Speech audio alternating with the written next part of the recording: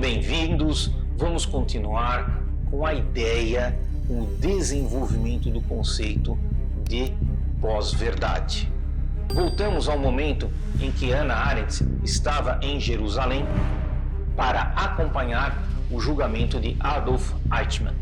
Eichmann, como nós já havíamos explicado, era membro da cúpula do governo nazista e administrava a solução final, ou seja, o extermínio do povo judeu. Cuidava da fluência e da organização dos chamados campos de concentração. Hannah Arendt foi então acompanhar o julgamento e produziu reportagens semanais para a revista New Yorker.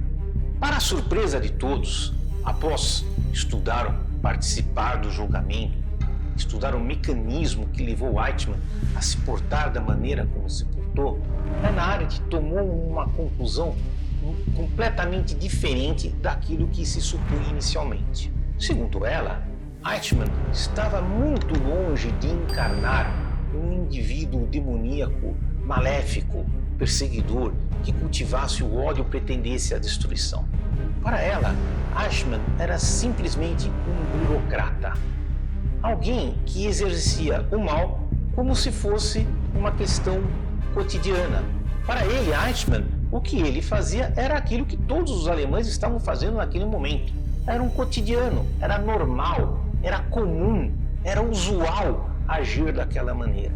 Ele não tinha a intensidade do ódio, a representação ideal da morte, como se do extermínio, como seu objetivo. Era simplesmente um exercício da administração. E Hannah Arendt cria o conceito que se chamaria a banalidade do mal. Segundo ela, o mal mais profundo não é esse mal odioso, muito pelo contrário, é um mal cotidiano e simples. Talvez até porque, e isso nós podemos determinar, podemos concluir, aquele ódio que se sente de maneira tão intensa, ele, de certa forma, ele revela uma importância daquilo que se odeia. Entretanto, aquele que vê na maldade e no ódio uma coisa banal, simples, está num limite ou num momento muito mais crítico do que o outro. É como matar um inseto. Você não odeia o inseto, mas você mata como uma questão absolutamente banal. Eichmann, segundo Hannah Arendt, era assim, um indivíduo que possuía até limitações.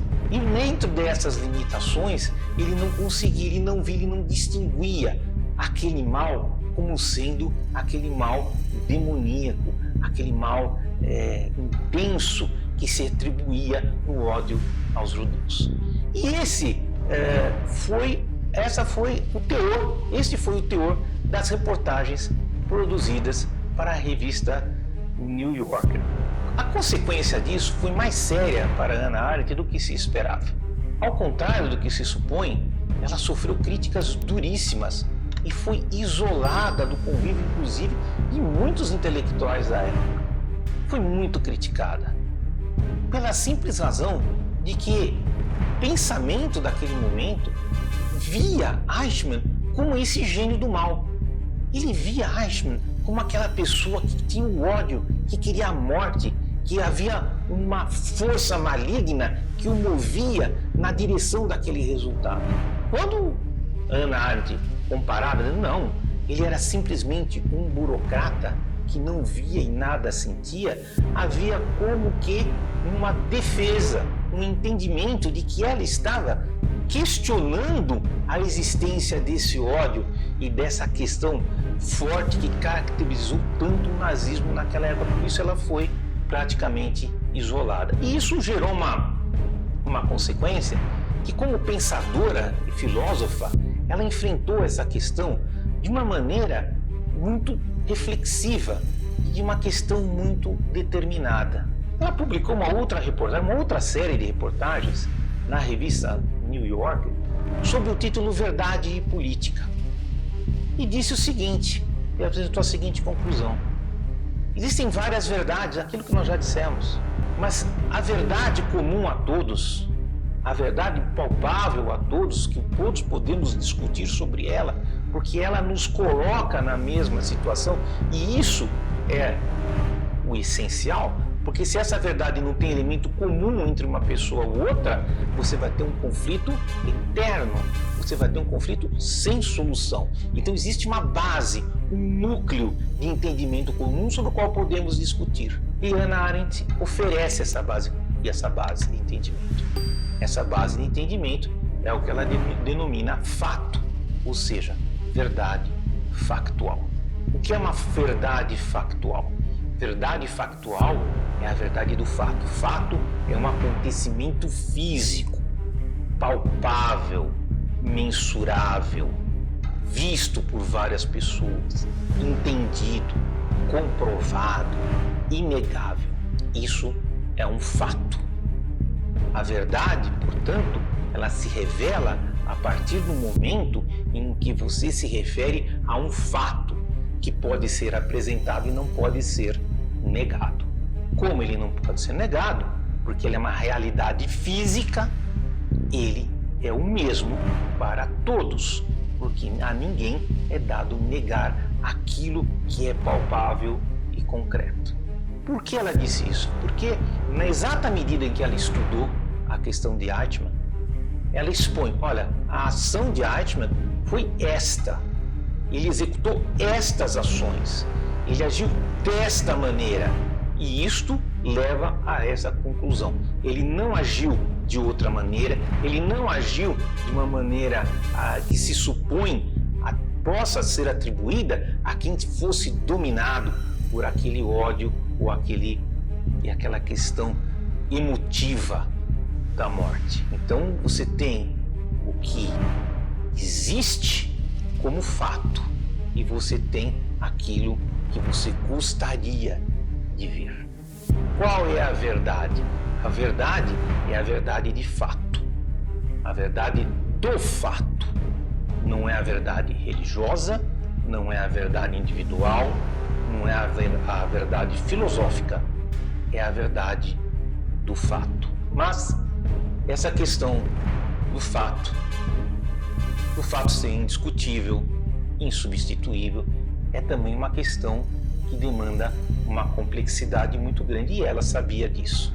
Até porque essa questão do fato, ela não foi uma exclusividade do pensamento de Hannah Arendt. Ela destaca que o fato, ele não é autossuficiente. Não é simplesmente porque ele existiu que ele não pode ser distorcido, negado, alterado ou de qualquer forma usado de uma maneira distorcida. Não é simplesmente porque ele existiu e ele é de conhecimento de todos e de que ele é sensível a todos que ele não pode gerar aquilo que se chama um desvio. Ele não pode ser usado de modo espúrio ou ele não pode ser desviado. O fato, segundo ela, é um fato por natureza frágil, porque ele sempre está sujeito a influências e controle. E depois ela passa a afirmar aquilo que aparentemente escapa nessa apreciação do conteúdo do que seja o fato. Quem tem poder para alterar fatos ou para modificá-los, deturpá-los de uma maneira a torná-lo mais interessante para si? E a conclusão óbvia é o poder político. O poder é o único que tem condição ou força para que seja feita essa modificação. Seja como for, no pensamento clássico invocado por Hannah Arendt, há apontamentos com relação a Platão que ela diz uma coisa, cita uma questão muito interessante, que é a contraposição que todos devemos fazer com relação a esse tipo de raciocínio. O contrário, o contraponto de verdade é a mentira. E qual é o contraponto do fato? Se verdade tem um contraponto na mentira, qual é o contraponto do fato? Obviamente não é a mentira. que a mentira já está colocada na contraposição da verdade. E aí vem o ensinamento de que a contraposição ao fato é a opinião. Por quê? O fato é um acontecimento físico, coletivo, externo. A opinião, ela é interna, pessoal e subjetiva. Então, ela é o perfeito contraponto ao fato. Platão dizia até, inclusive, que a opinião era a corrupção do fato. A opinião era a corrupção, era a perda do fato, era a alteração da substância do fato. Mas essa questão do fato merece uma análise específica que será feita no próximo vídeo. Compartilhe o nosso vídeo, deixe seu like, inscreva-se no canal, comente com seus amigos e com quem se interessa pelo tema. Vejo você no próximo vídeo.